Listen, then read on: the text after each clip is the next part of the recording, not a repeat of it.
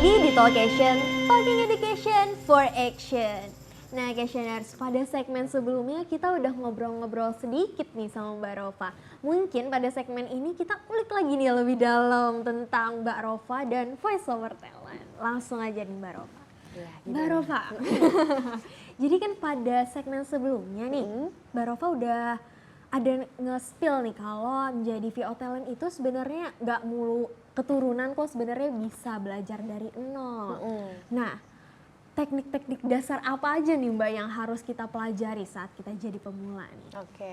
Jadi buat teman-teman mungkin ya, siapa questioners? Questioners. Oke. Questioners yang pengen belajar VO talent tuh dari mana sih sebenarnya? Mungkin ya kalau aku sih sarannya dari siaran radio dulu ya. Iya, jadi namanya ada tuh namanya teknik announcing. Jadi itu teknik announcing bukan hanya untuk announcer aja, tapi semua yang ada di public speaker ya, seorang public speaker itu harus mempelajari teknik announcing itu. Jadi kayak intonasi, artikulasi dan lain-lain itu harus mempelajari itu. Kayak gitu. Paling dari situ sih nanti kalau mau undang saya jadi pemateri boleh ya. Silahkan hubungi nomor di bawah ini. Di bawah ini ya. Oke. Gitu. Tadi teknik-tekniknya ada disebutkan tentang intonasi. Iya. Biar intonasi kita tuh nggak mau nonton tuh gimana Mbak caranya? Iya, itu harus, jadi sama aja sih kayak misalnya yang public speaking yang lain ya gitu. Kalau misalnya membuat intonasi biar nggak belakangnya nggak sama terus misalnya gitu, memang harus belajar terus. Jadi kayak kalau dulu aku latihannya misalnya baca dari artikel yang panjang itu direkam, terus nanti didengerin lagi kira-kira belakangnya gimana ya, jatuhnya sama terus nggak? Kayak gitu. Nah kalau nggak bisa nilai sendiri, bisa minta dinilai sama orang tua atau mungkin kalau orang tua kadang kurang ini ya, Mungkin kurang objektif ya. Kadang pasti gitu bagus nih anakku kan gitu.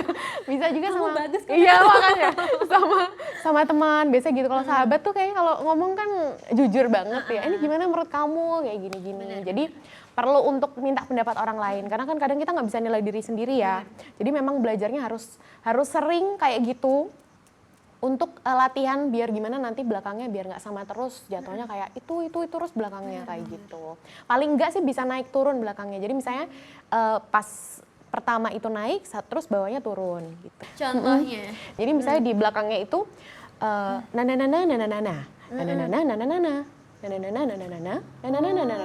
Jadi kalau misalnya kita ngomongnya itu itu kan monoton ya. Cuman iya biar nggak monoton coba naik turun aja. Jadi saya kayak gitu. Apalagi kalau misalnya ngisinya itu panjang. Kan saya pernah ngisi apa tuh namanya buat buku pelajaran gitu loh. Itu kan panjang banget ya itu ya. Nah, itu paling biar ngatasinnya biar nggak monoton lebih ke udah naik turun dulu aja. Jadi itu pertama itu dulu aja. Kalau udah bisa nanti barulah cari lagi. Tadi udah naik turun, nanti naik medium turun kayak gitu. Kayak gitu paling. Berarti diulang-ulang ya Mbak. Kadang naik, kadang turun, jangan apa ya? Naik terus atau turun terus. Oke.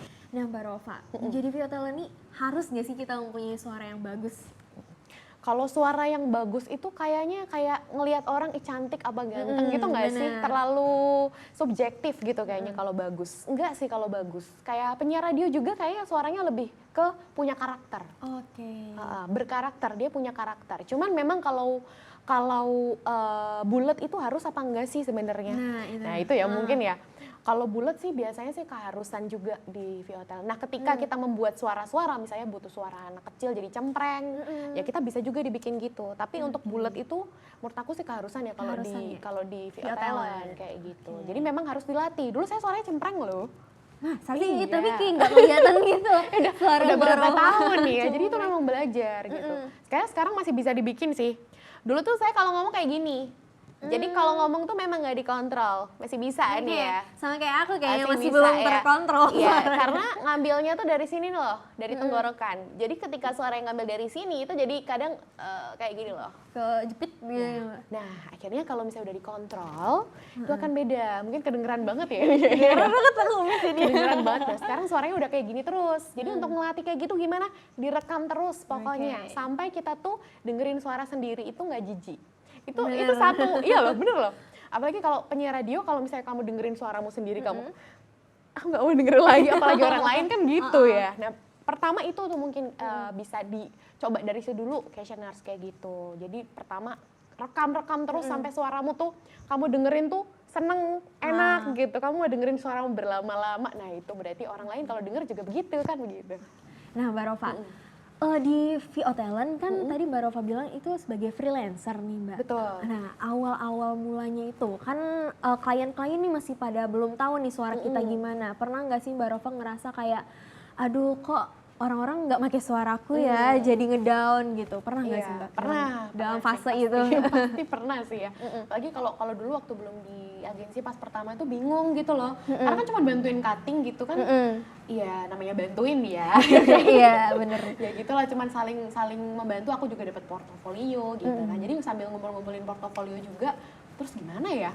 Terus aku harus gimana ya, kan bingung ya. Ternyata adalah agensi waktu itu buka kayak rekrutmen gitu, terus masukin lah ke sana gitu. Nah itu juga nggak dipanggil-panggil sih ya, gimana ya, ternyata memang talentnya tuh banyak banget gitu. Dia memang talentnya banyak banget.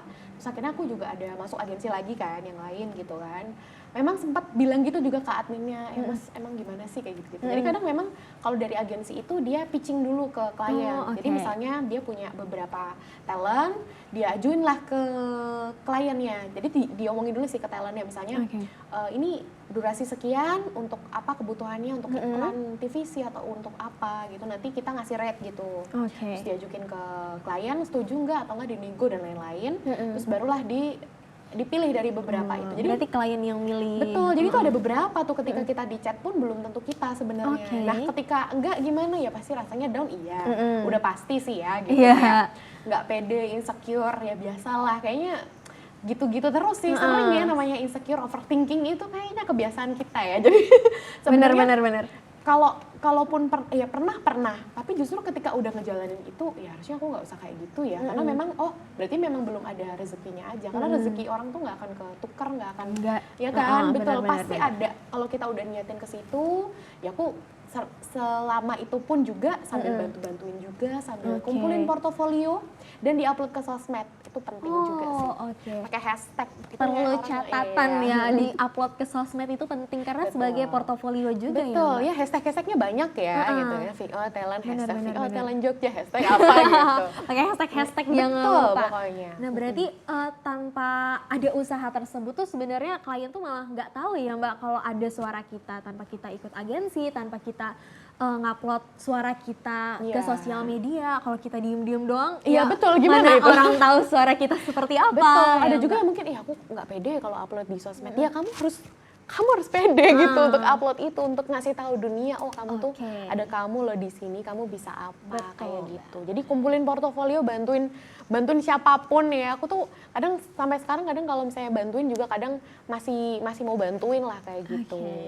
Nah perlu diingat lagi tuh, jadi kita jangan diem-diem aja nih, questionnaires perlu mengupload juga suara kita sebagai portofolio tersebut. Oke, questionnaires, sepertinya kita tahan dulu nih perbincangan kita. Ada yang mau lihat lagi nih Mbak Rova. So buat questionnaires jangan kemana-mana, karena setelah ini kita bakal seru-seruan nih bareng Mbak Rova, karena ada yang spesial nih dari Mbak Rova. So tetap di Talkation, Communication for Action. Iya sebenarnya Mbak. Betul. Dan ini biasanya kalau klien ini kan kayak gitu kan, bisa dimain-mainin gitu loh. Misalnya tadi kan lapar tengah malam atau lapar tengah malam atau gimana. Jadi bisa macam-macam tergantung maunya. Intonasinya Iya, Mbak. jadi